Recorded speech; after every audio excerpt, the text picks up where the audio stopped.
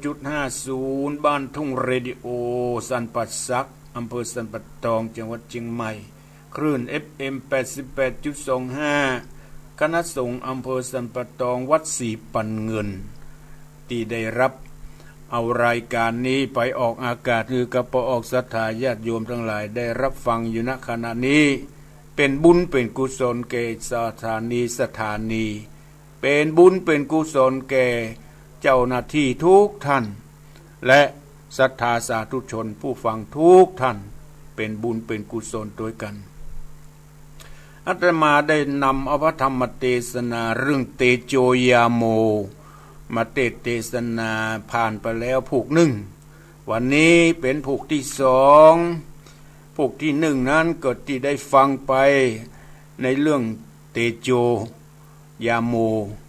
เตโชกับยาโมเป็นสหายกันตอนแรกก็ตุกอยากเป็นคนใจพ่อเศรษฐีอินดูก็เอาไปไว้ในคุ้มพอดีสองสามมีสองสหายสองคนก็มาได้ภรรยาเตโชก็ได้นางจันตายาโมก็มาได้นางมลิกาพ่อเศรษฐีก็บอกหูหันว่าสองคนบ่มีที่อยู่ที่กินเขาทุกข์เขายากก็เลยเอาไว้ในคุ้มของพ่อเศรษฐีนี่กว้างหน่อยเนาะกว้างเตโชอยู่หนวันตกแล้วก็ส่วนยาโมก็อยู่แหมแจ้งหนึ่งหนวันออกอีกแล้ววันตกสองครอบครัวนี่อยากโจรมาตั้งแต่เดิมเกิดมาก็มาใครมียังตุกโจรพ่อเศรษฐีก็อยู่ที่เตโชอยู่ตะวันตกยาโมอยู่ตะวันออกพ่อเศรษฐีก็อินดูเขา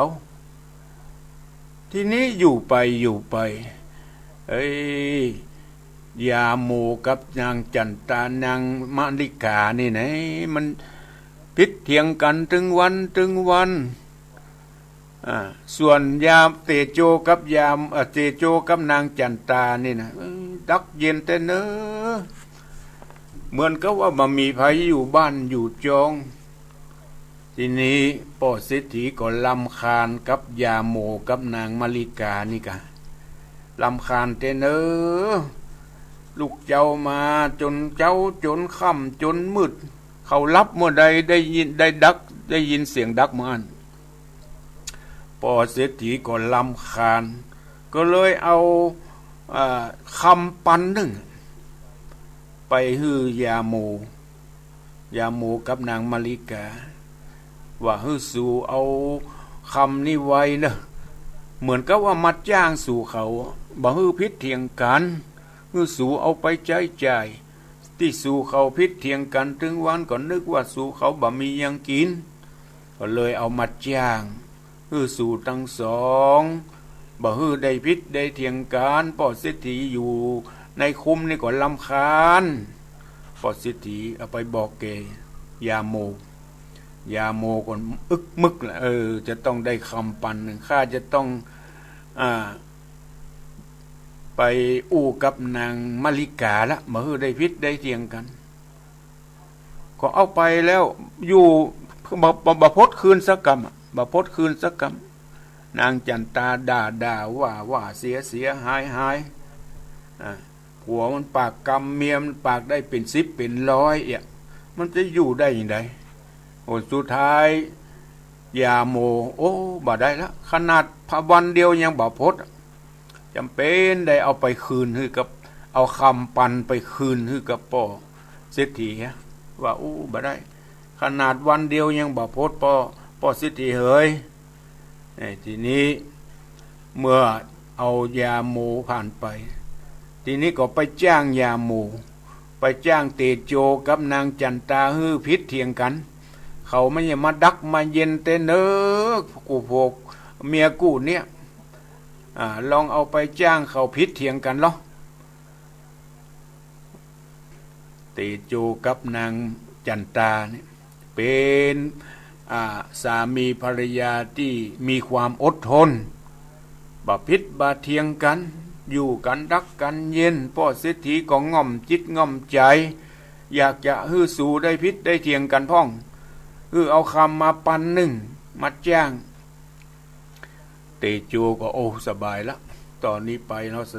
ได้ละจะได้คำปันหนึ่งแบบง่ายๆเตโจก็ลูกเจ้ามาไปนอนกิ่งขี้เปอะขี้โลกทำเป็นบ้าเป็นผีเข้าผีตื้ออันกะถ้านางจันตามาหันจะดุจะด่านางจันตาไปไปปิกไปกาดมาเตโจเป็นขี้เปอะขี้โลกนอนไปห่มผ้าอยู่ในห้องนางจันตามาหันโอ้นึกว่าจะด่าจะแจ้งบาด่าบาแจ้งช่วยถามไต่ถามว่าเป็นสังนะบ่เคยเป็นอย่างสักเตือเป็นเมาหัวเมาเก้าเจ็บหัวโมตาก็ยังได้เป็นเมื่อยเป็นไข้กะเอาน้ำเย็นมาลูบมาเจ็ดมาถูนางจันตาทำทุกอย่างเพื่อจะฮื้อผัวได้มีความสุขกายสบายใจผลสุดท้ายเตจูจุหลอกอย่างใดก็บานางจันตาก็บาพิษบาเทียงกันผลสุดท้ายก็จวนนางจันตาล่ะยังบัดลำใจจวนนางจันตาไปในป่าในดงที่ไหนเป็นน้ำเป็นโคเอาจุนางเข้าไปจุนางเข้าไปเตโจตัวก้นตัวก้นฮื้อนางไปก่อนอยากจะฮื้อนางดุด่าว่ากล่าวเป็นคนเหงาคนเสือไว้นางก็บอกว่าอย่างไปถึงกลางป่าไปถึงไปถึงกลางป่ากลางดงหันไก่ป่าหันงัวหันควายบอกคือนางจันตาไล่ปิกไปบ้านไปจองนางจันตาก็นึกว่าจะโคตรจะเกลียดว่า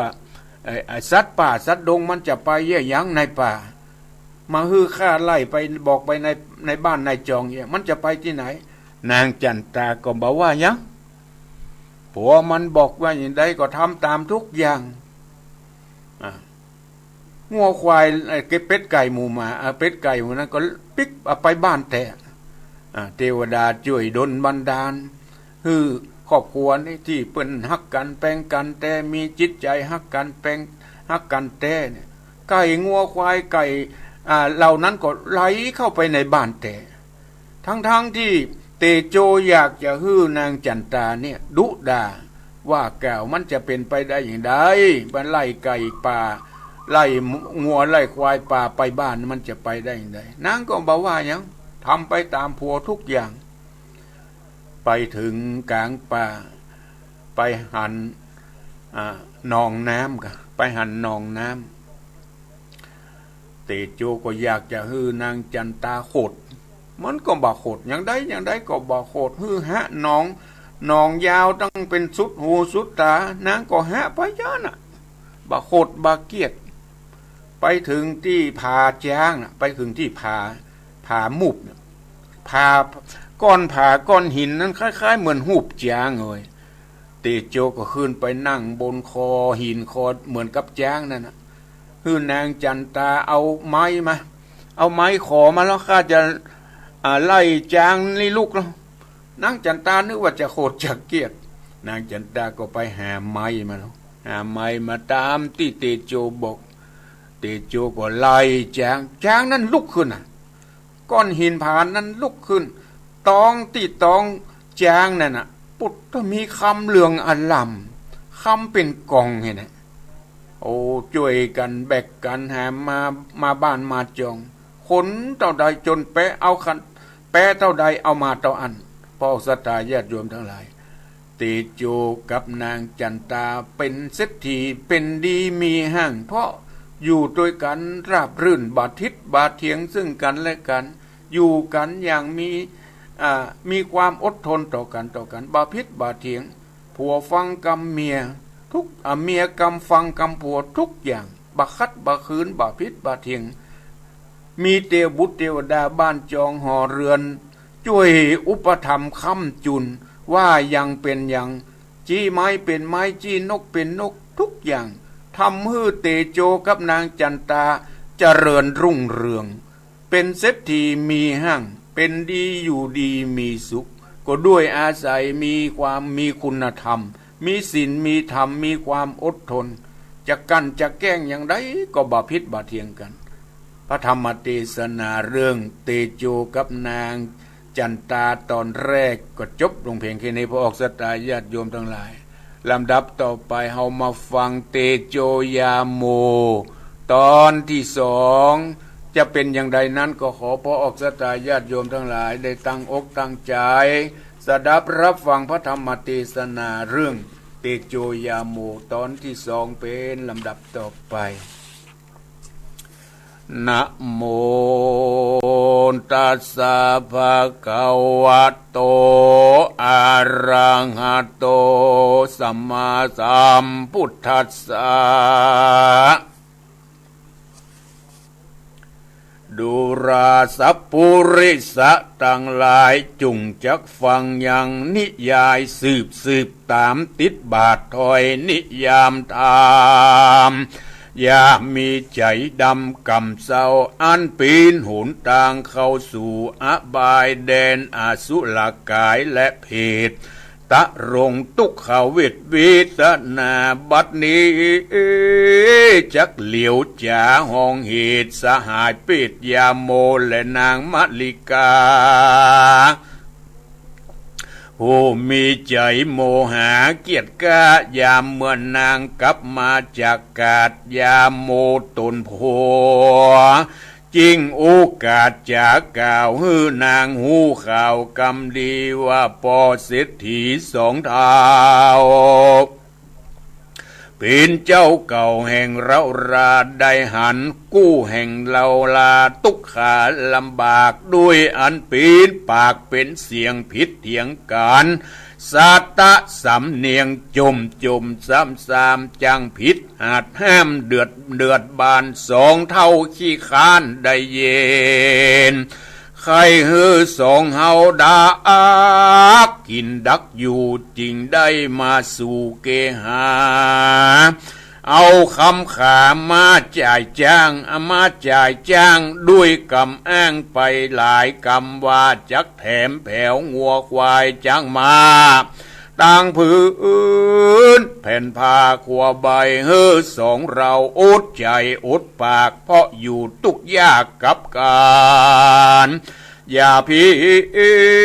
ษเดือดนันเหมือนเมื่อก่อนเฮือละผ่อนเบาบางจริงมอบปุ่งคำไว้เฮืออดกันไว้นาน7 วัน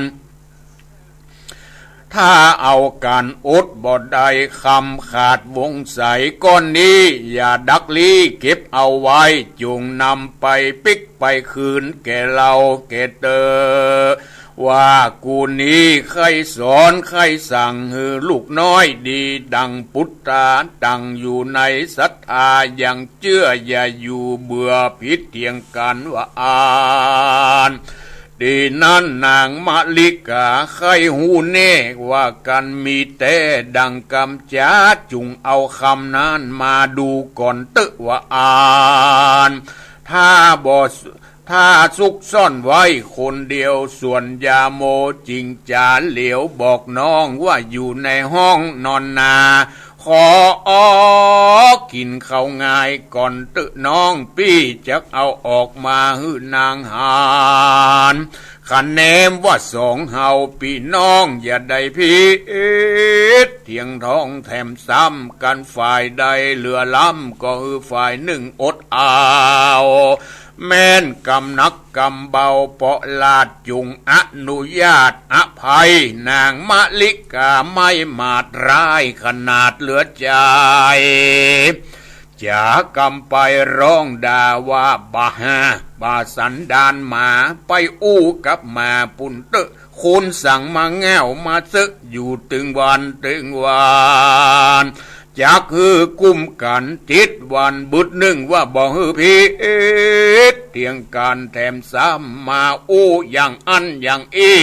ไผที่ไหนจักฟังตันเป็นแต่มันจัดแง่วบ่หูข่าวได้เงินได้คำ ป้อยมาจำคาเด็กยอปีนกำปอเจนป่อมึงกาที่นั่นยาโมตูนเป็นผัวก็มีโมโหเกียรติกาก็จริงดาย้อนตอบนางมาลิกาว่ามึงนั่นนางแง่วซึกกำอู้มีเปลึกมึงบอดจังอู้ขายเอาแต่กำใจกล้าสวกมาจ่าอู้อวดตัวดีตันปอเศรษฐีด้วยเจตนาดีอวงคองเปิ้นใครฮื้อเราสองคนอยู่ด้วยกันมารับรื่นตุกเมื่อจื่นเจยบานสูกสำราญมองเคจริงเอาคำดีมาจ้างฮื้อบ่ฮื้อซื้อหากปันบ่ได้นาจากจ้างใจยิงบ่ฮื้อผิดเถียงกันโอ้จิตวันบ่ได้ตันเอาฮื้อง่ายใจตัวมึงบ่ได้ยินดีแม่หญิงมองขี้ใจถอยไล่จริงเป็นมาหอยน้อยจานดังนี้และมึงเอ๋ยเหมือนดังนางมาลิกาผู้เป็นเมียแป่งตาเพียอุพิมันหนีทะลิใจบาปซ้ำจำกำหยาบเหลือแรงว่ากูนี้หัวแข็งใจกาบ่น้อยหน้าแก่คนใดบ่ถ้ามีไผ่มาจ้าง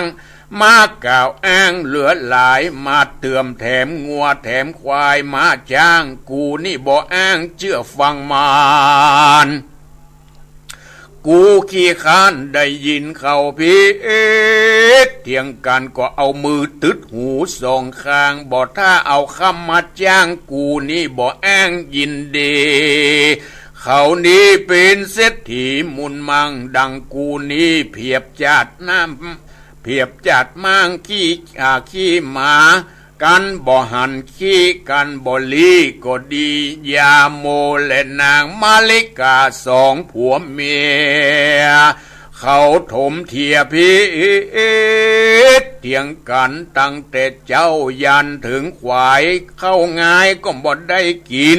เจ้งด่าเดือดกันไปมากันอิดหิวก็เลิกลากันต่างคนก็ต่างหนีออกไปแอวไปสวักแสวบ้านเหนือบ้านใต้วันตุกวันออกฉันนี้ก็ไม่แลถึงวันรุ่งเจ้าส่วนยาโมตนผัวจริงเอาคำกะจ้างไปส่งคืนแก่ปอเศรษฐีสองเท้าเล่าไข่แต่เก้าตามอันมีฮือแก่เศรษฐีสองเท่าได้หูจุประการ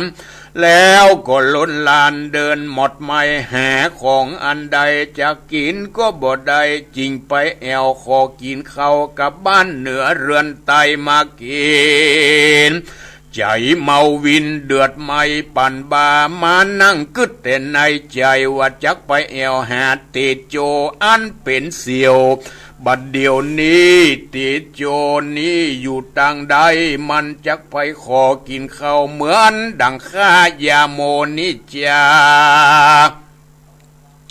กันยาโมขันนิ่งใจจันนี้แล้วก็ลงจากเฮือนไปนานจะล่ำก็พัมไปถึงเรือนเศรษฐีหันวิถีหนทางใหม่หันคุ้มใหญ่ห่อใจซ้ำกึดใจหาเสียวว่าบัดเดี๋ยวนี้อยู่ต่างใดเดินเลียบไปต่างหน้าแล้วนั่งอยู่ท่าหิมประตูตาเล็งดูคุ้มใหญ่หากบดใจบ้านติดโจสั่งมาใหญ่มาโตปุ่นอย่างอีเมื่อก่อนกี้เป็นตูบมุงคาสัตตาพอไปมาที่ถอยก็หันสาวน้อยยิงรามมีลูกงามยิงล้ำออกมาตักน้ำริมประตูบ้านเศรษฐียาโมจิงถามกำดีที่ถอยกับนางนัดน้อยนงครานว่าดูรานยิงรามข้าขอถามสักกำตึเจ้าแต่ก่อนสหายเก่าเสี่ยวคาชื่อติดโจบัดนี้ยาโมอันเป็นเสี่ยวเข้าข้าบ่ได้หันหน้ามาเมินมา แต่ก่อนเขาเคยอยู่ตัดที่นี้บัดเดี๋ยวนี้ป้อยไปอยู่ที่ใดจ้าวะอานยามนั้นนางหนุ่มน้อยนงไวจริงผาสไหลตอบตานว่าตูนตั้นลูกแต่ที่ใดมา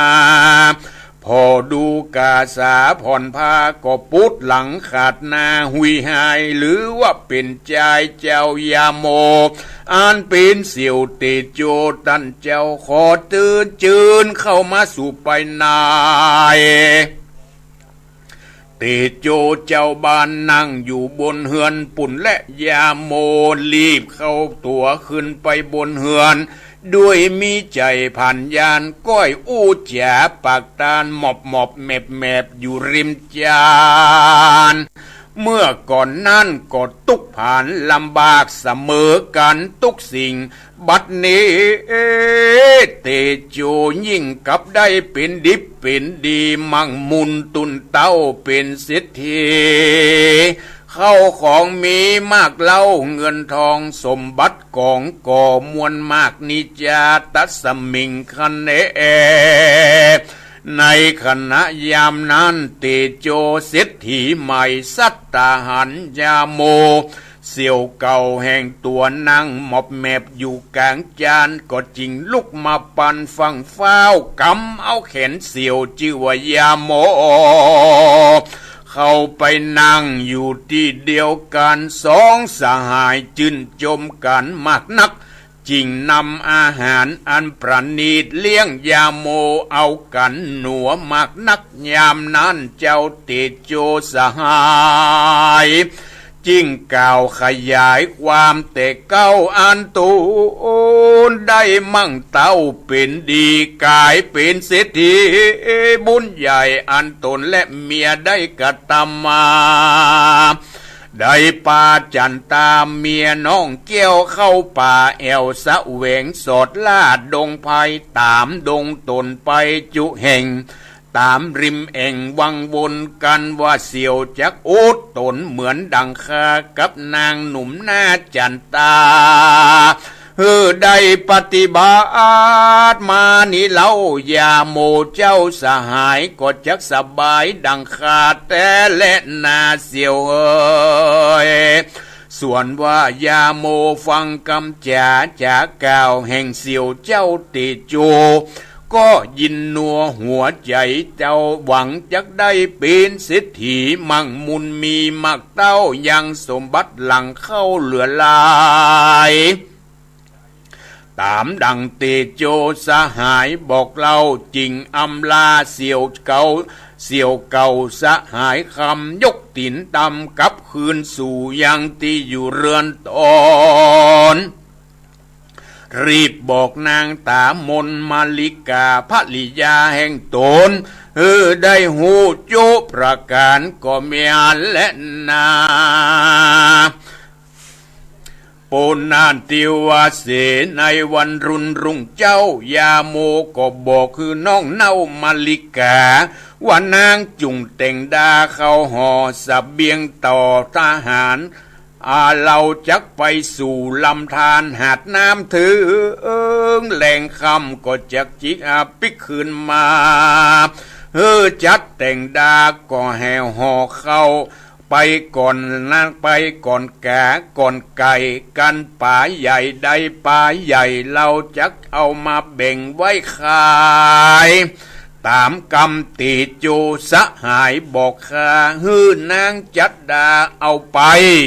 ตั้งมีดผ้าเตียวไก่ป่าเดินดงกูปี้จักสบายถุงห่อเข้ามาลิน้องเน่าตามไป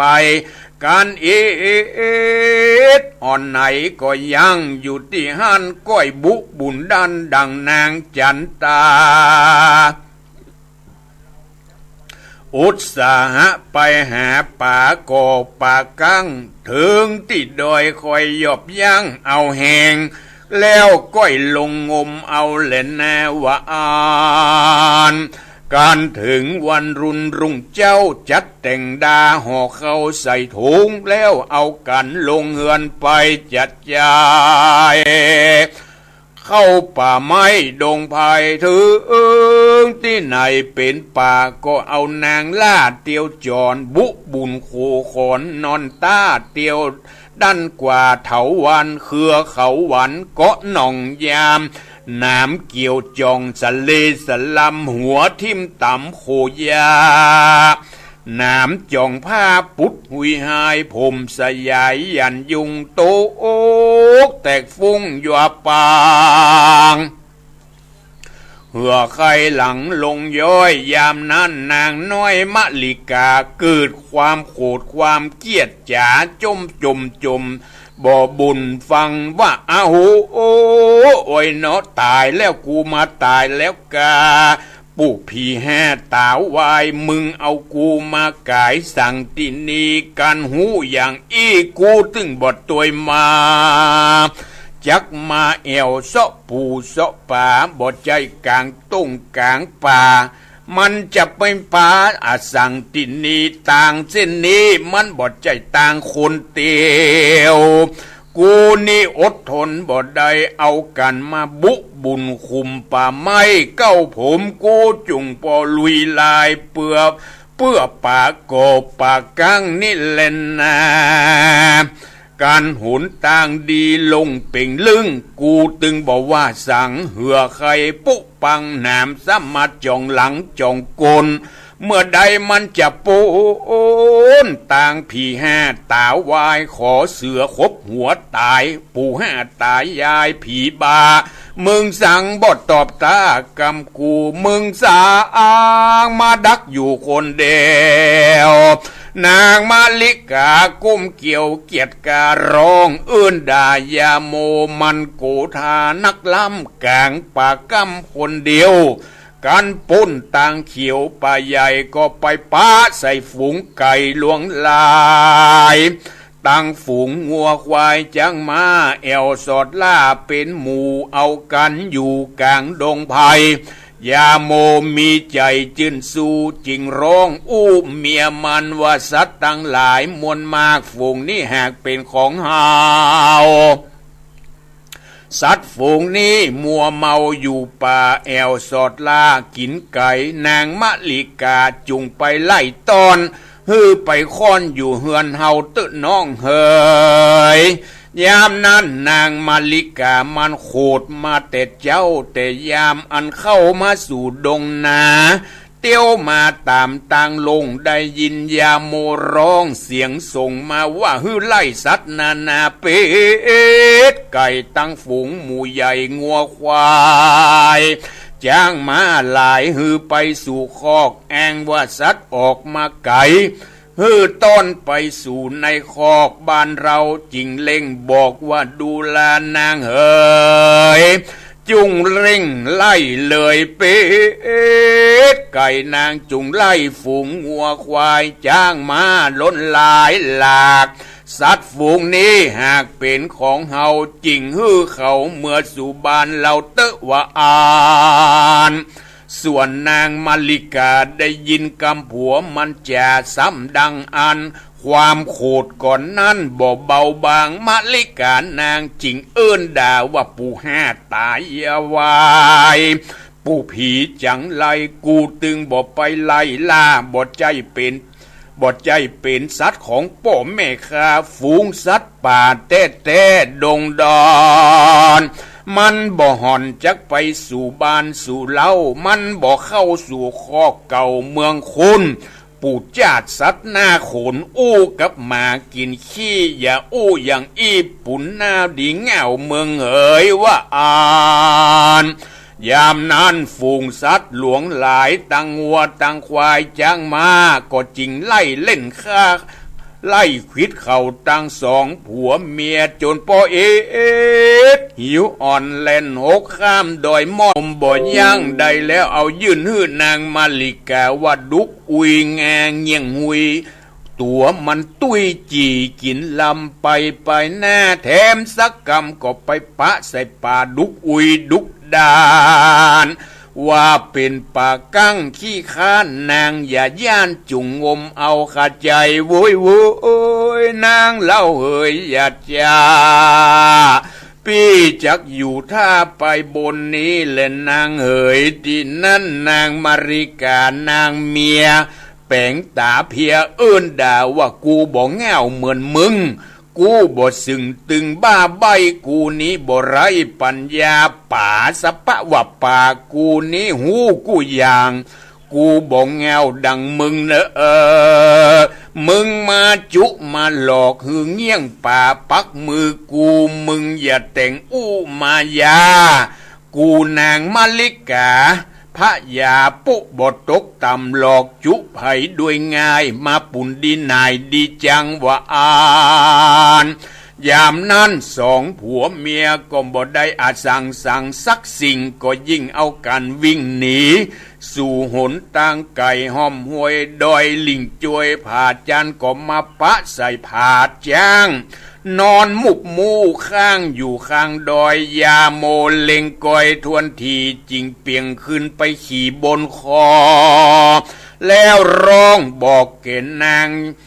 มะลิกาเลือนนายามนั้นนางมะลิกาก็ซ้ำร้องด่าว่าปู่แห่ตาวายมึงใครมาตายหงกลางป่านิกาผีปกกะลงลาคบหัวมึงบอกกลัวผีพิษป่ามาอวดตัวว่ามึงดีกำหูมึงบ่มีสักน้อยบ่มีเต้าปลายก้อยผีอีกก้อยจุงมาหักคอมึงเตอขณะยามนั้นโกลาหลเกิดกองผีปกกะลงร้องโพงพางส่งเสียงคางมาใกล้ลวดเลยไล่กินเขาลวดเอากันแล่นพระหนีกัวจีวีโปดขาดมาละนาดดินตายกลางดงไผ่ดาวขอกก็เอากันรีบเล่นออกจากป่าน้ำมาถึงดาดมาถึงที่สละหนองปีนบวกวังของพญานาคยามนั้นยาโมตูนมาปะใส่บัวกับไม้อันตีปอเสียวละไว้เมื่อก่อนเฮิงปังก่อนเดิมตีจิงจ๋ากำดีอ่อนอ้อยว่าดูลานางยอดซ้อยมาลิกาสละนองนาพาเสือดูลำลืดแต่นักนาสองเราราพี่น้องจักอยู่ฮะน้องหลวงเพื่อเสาะไส้เอาเงินเอาคำนางมะลิกาเมียมันซ้ำด่าว่ามึงนี่แงวใบไล่พญาน้องนี่ใหญ่กว้างสุดหูสุดตาฮะเมื่อใดมันจะแหงบอดใจยามแรงพอก็บ่หันริมมึงเอาแบบเอาปิมที่ไหนมาอูคุณบ่มีพยาปัญญาอวดอู้มาจะฟู่กับมีคนมีพยามึงนี่หน้าป่าลาจาดสัตว์หน้าขุนมึงเกิดเป็นคนดังอีเหมือนหมากำกีขี้มองกูบ่ปองฟังกับมึงแถมซ้ำปอสองเนตะตาในกาลยามนั้นพญานาคเจ้าที่อยู่ในหนองได้ยินสองผัวเมียพิษการบ่มวนใจลวดเปิบไล่จำนีเล่นลัดดงรีป่าไม้เสียงร้องวายวายอดเอาเล่นต่อเต้าเด่นเข้าป่าปิกมายังเรือนแห่งตนบ่ได้อาสั่งสักอย่างก็มีด้วยพระการดังกล่าวมานี้แหละนะนิติตังขียาสังวันนาวิสิตจาห้องหิตติโจยาโมพวกทวนสองก็บังคมสมเรศดีพระธรรมเทศนาเรื่องเตโจยาโมตอนที่สองก็ได้จบลงไปที่จบลงไปก็พอจะสรุปใจความโดยย่อๆหลังจากที่เตโจได้มาอู้มาจากับยาโมไปแอวบ้านเตโจลงโอ้อยู่ได้ยินข่าวว่าเปิ้นร่ำเปิ้นรวยเปิ้นเป็นเศรษฐีมีหั่งก็ไปหาเตโจล่ะเตโจก็เล่าให้ฟังว่าโอ้ข้าก็มาก่อนก็ตุกก็ยากอย่างสู่เขานี่แหละ บัดเดี๋ยวนี้ข้ามั่งมีสีสุขก็ด้วยอาศัยที่ไปแอวป่าไปแอวป่าไปปะใส่หมูไก่หมูงัวหมูควายนางจันตาก็ไล่บอกมาบ้านสัตว์เหล่านั้นก็มาบ้านมาจองเต็มบ้านเต็มจองบอกว่าไก่บอกว่าจ้างม้างัวควายยาโมก็จำไว้ยาโมไปถึงที่หนองน้ำข้าไปฮะที่หนองน้ำพญานาคเปิ้นก็อินดูหมู่ข้าสังสองเปิ้นก็เอาเงินเอาคำฮื้อพญานาคก็เอาเงินเอาคำฮื้ออินดูสองเฮาที่ได้จะไปหาหนองมันกว้างสุดหูสุดตาพญานาคก็อินดูเอาเงินเอาคำฮื้อมาไปพระใส่จ้างไปพระใส่ไอ้หินเตโจเล่าฮื้อยาโมฟังไปพระใส่หินรูปจ้างอยากจะฮื้อจันตาโคดข้าก็ขึ้นไปอยู่บนคอนางจันตาก็เอาไม้ขอฮื้อข้าก็ไล่ข้าก็แต่งทำไล่ก้อนผานั้นลุกเหมือนกับจ้างนั้นก็ลุกก้อนหินนั้นก็ฟื้นปืนตองจ้างนั่นปุดถ้ามีเงินมีคำเป็นกองเป็นกฎข้าก็ขนมาปุดโถแบกแหมมาจนปดเอาแหงว่าก็ได้เป็นดิบเป็นดีก็ด้วยอาศัยอย่างอี้ล่ะยาโมเหยยาโมได้ยินก็มาบอกคือนางมาริกาล่ะนางมาริกาผู้เป็นเมียถึงเวลาลุ่งเจ้าก็แป้งห่อเข้าทงใส่ธงปลาไปแล้วเหรอไปปานางมาริกาไปเนี่ยนางมาริกาเมื่อไปถึงกลางป่ากลางดงแจ้งด่าแล้วเนี่ยหนทางบัดใจเป็นหนทางคนเนี่ยมึงอย่ามาเง่ามาเสื้อป่าข้ามากลางป่ากลางดงเนี่ยมาซอกป่ามันใจมันเป็นทางคนนี่ด่าละนางมาริกาด่ายาโมเมื่อไปไปถึงที่ลาบที่เปียงไปหันใส่หมูไก่หมูวัวหมูควายเตโจยาโมก็บอกว่านางมาริกาบอกฮื้องัวฮื้อควายฮื้อเป็ดฮื้อไก่เหล่านี้ปิกไปในร่องในเล้าของเฮาไปนางลีกาด่าให้มะอย่างมาเง่ามาเสื้อเอาอย่างมากึดว่าของป่าของดงเนี่ยมันจะไปอยู่ที่บ้านเฮาได้อย่างใดหมู่งัวหมู่ควายไล่ควิดเขาทั้งสองล้นจุปอิดปอหิวมาปะใส่ผ้าหูบจ้างนะกะมาปะใส่ผ้าหูบจ้างก็ขึ้นขี่บอกคือนางมาริกาเสาะเอาไม้นางมาริกาก็ด่าให้หมดว่านางว่าอย่ามาเสอะมาเง่ามาบ่มีพยาปัญญาอย่ามาเง่ามาใบมาขี่บนก้อนหินแล้วจะมาเสาะเอาไม้มาฟาดมาฟันมันบ่มีบ้านบ่มีเมืองจะไปเยอะไปเลยเป็นผีบ้าผีพงก้าควายจางนั้นก็ลุกแต่ไล่สองผัวเมียนั่นหรอไล่สองผัวเมียไม่ได้อย่างสักอย่างไปถึงหนองน้ำเห็นมั้ยไปถึงหนองน้ำยังหันขัดโจยังหันที่เตโจหะไว้เมื่อก่อนยังหันขี้ซากอยู่หรอที่เตโจไปหะหนองน้ำที่มีพญานาคอยู่พญานาคเปิ้นอินดูเตโจเปิ้นก็ฮื้อเงินฮื้อคำส่วนเตโจกับนางมาริกาไปปะหนองน้ำที่มีพญานาครักษาอยู่เตโจยาโมก็ทำเหมือนกับเตโจนั่นแหละคือนางไปเสาะหาขัดโจไปเสาะหากาบไม้มาเอามาฮะยักษ์ได้ยินนางมาริกายักษ์ได้ยินยาโมอย่างก็เนี่ยแด่จ่าด่าว่าเสียหายยังมาสึงตึงยังมาเง่ามาเจอะมาหมดใจคนมีพยาปัญญานองสุดหูสุดตาเนี่ยพอหิมจุป้อมหาน่ะแล้วจะมาฮะได้อย่างใดยิ่งว่ายิ่งด่ายิ่งแจ้ง เลยหนสุดท้ายพญานาคอดบ่ได้ล่ะพญานาคนั้นสุดออกมาไล่ ไล่คบไล่ฟาดยังสองผัวเมียอดได้ล่นวิ่งหนีเอาตัวเกือบบลอดพดมาสู่บ้านสู่จองเลยบ่ได้อย่างสักอย่างพอกสตาญาติโยมทั้งหลายเตโจกับนางจันตาเปิ้นได้ดิบได้ดีได้เงินได้ทองได้ทรัพย์สมบัติมาเต็มบ้านเต็มจองตั้งสัตว์4 ตีน2 ตีนเข้าของเงินทองแหบมาจนปอแปะด้วยเปิ้นมีศีลมีธรรมมีความเคารพซึ่งกันและกันสามีภรรยามีความเคารพต่อกันมีความเคารพมีศีลมีธรรมต่อกันมีขันติความอดทนต่อกันบัดดุด่าว่ากล่าวบัดโต้บัดเถียงมีความเคารพซึ่งสามีและภรรยาอยู่ด้วยกันมีความสุขเทวบุตรเทวดาอุ้มชูเทวบุตรเทวดาคุ้มครองรักษา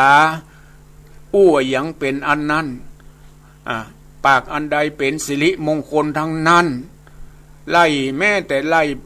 บอกไล่ป่าไล่ไก่ไล่งัวไล่ควายมาบ้านเทวบุตรกับเทวดาก็ดลบันดาลให้สัตว์เหล่านั้นเข้าบ้านเข้าจองปะเงินปะคำแม้แต่พญานาคก็อินดูสงสารยังสองสามีภรรยาเตโจกับนางจันตาก็ด้วยอาศัยมีบุญญาปารมีตรงกันข้ามกับยาโมกับนางมาริกาเนี่ยพอกสตาญาติโยมทั้งหลายทำเหมือนเตโจทุกอย่างเตโจแนะนำอยากจะฮื้อสหายมั่งมีสีสุขแต่ด้วยอาศัยที่มีสามีภรรยามีทิฏฐิความหันของตนมีมานะถือตัวบ่ลดลาวาศอกซึ่งกันและกันเอาอารมณ์ของตนเป็นใหญ่ดุด่าว่ากล่าวเอาความโกรธความเกลียดมามีขันติบ่มีความอดทนต่อกันและกันย่อมมีอันเป็นไปต่างๆนานาทั้งที่ปะแล้วปะหนต่างปะของแล้วแทนที่จะได้เงินได้คำได้ของเหมือนกับเตโจกับนางจันตากับสุดท้ายสิ่งเหล่านั้นกลับกลายเป็นสิ่งลายไล่เลยเขาเกือบเอาชีวิตบ่รอดนี่พอกสถาญาติโยมทั้งหลายครอบครัวสองผัวเมียสองครอบครัวนี้เป็นตัวอย่างที่ดีฝ่ายหนึ่งเป็นครอบครัวดีแถมครอบครัวหนึ่งเป็นครอบครัวที่บดีบักควรที่จะเอามาเป็นตัวอย่างเป็นคนมีมานะความถือตัวว่าข้าเป็นใหญ่ข้าต้องใหญ่กว่าอย่างนี้เป็นต้นเลยบัดลดลาวาศอกซึ่งกันและกันเป็นคนปากร้ายมีวจีพูดเท็จพูดส่อเสียดพูดคำหยาบพูดเพ้อเจ้ออยู่ในอันหมดในศีลข้อที่4อย่างที่เปิ้นว่าแม่ยิงแม่ย่างแม่กลางกายหัวแม่ขัวกายโคมแม่จมบ่แล้วมีหั่นทุกอย่างนางมาริกาจึงทำให้ครอบครัวของยาโมและมาริกาบัดเจริญรุ่งเรืองทำเต่าใดแนะนำให้ทำเต่าใดก็บัดเจริญรุ่งเรืองก็ด้วยอาศัยที่บาลดลาวาศอกเป็นคนบ่มีศีลบ่มีธรรมในตนในตัวจึงทำให้การดำเนินชีวิตการดำรงชีวิตของครอบครัวนั้นบัดเจริญรุ่งเรืองตกต่ำไปเรื่อยๆดังนั้นพอออกศรัทธาญาติโยมทั้งหลายที่ได้ฟังพระธรรมเทศนาเรื่องเตโจยาโมที่จบลงไปใน2 ตอนแล้วอาจจะเป็นข้อคิดเป็นข้อเตือนสติแก่พอออกศรัทธาญาติโยมบรรนักก่อนน้อยเอาละพอออกศรัทธาญาติโยมทั้งหลายก็ขอยุติในการเทศนาธรรมและสรุปธรรมเตโจยาโมตอนที่2ไว้เพียงแค่นี้ก็ให้ฟังในตอนที่3ต่อไปพระธรรมเทศนายาโมนี้มี3ผูก3ตอนก็ให้ฟังตอนที่3ตอนสุดท้ายในวันพุธหน้าสำหรับพุธนี้เวลาที่เหลือใครที่จะโทรมามาจ๋าโทรมาที่0812898992นึกบอกสตาญาติโยมทั้งหลาย0812898992 ฟ